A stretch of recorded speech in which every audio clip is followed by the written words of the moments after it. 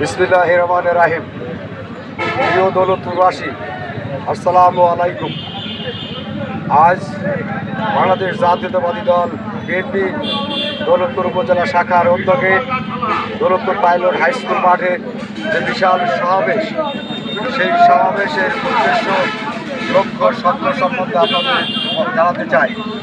প্রিয় এলাকাবাসী, আপনারা জানেন 5ই আগস্ট ছাত্র জনতার অভ্যুত্থানের মধ্য দিয়ে বাংলাদেশ দ্বিতীয়বারের মতন স্বাধীনতা অর্জন করেছে।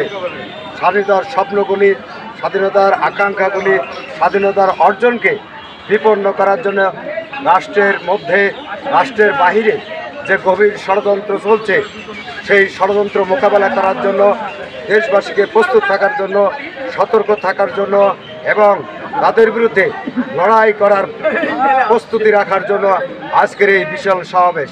এই সমাবেশ থেকে আমরা ঘোষণা করতে চাই, দেশ নিয়ে কোনো ষড়যন্ত্র করতে দেওয়া হবে না, গণতন্ত্র নিয়ে কোনো ষড়যন্ত্র করতে দেওয়া হবে না, নির্বাচন নিয়ে কোনো ষড়যন্ত্র করতে দেওয়া হবে না। ষড়যন্ত্রদের বিরুদ্ধে দেশবাসী আজ ঐক্যবদ্ধ হয়েছে, দৌলতপুর বিএনপি ঐক্যবদ্ধ হয়েছে, দৌলতপুরের জনগণ ঐক্যবদ্ধ হয়েছে।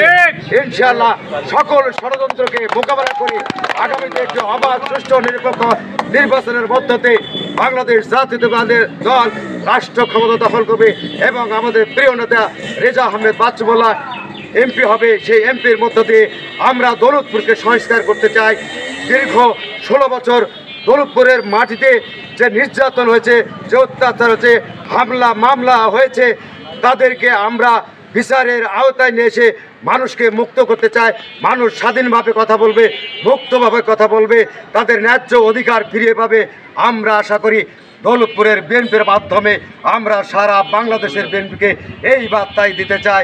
আজকের এই সমাবেশে যারা যোগদান করেছেন তাদেরকে ধন্যবাদ জানিয়ে, এই সমাবেশের সফলতা কামনা করে নেতৃবৃন্দকে ধন্যবাদ জানিয়ে আমার কথা শেষ করছি। আল্লাহ হাফেজ। খালেদা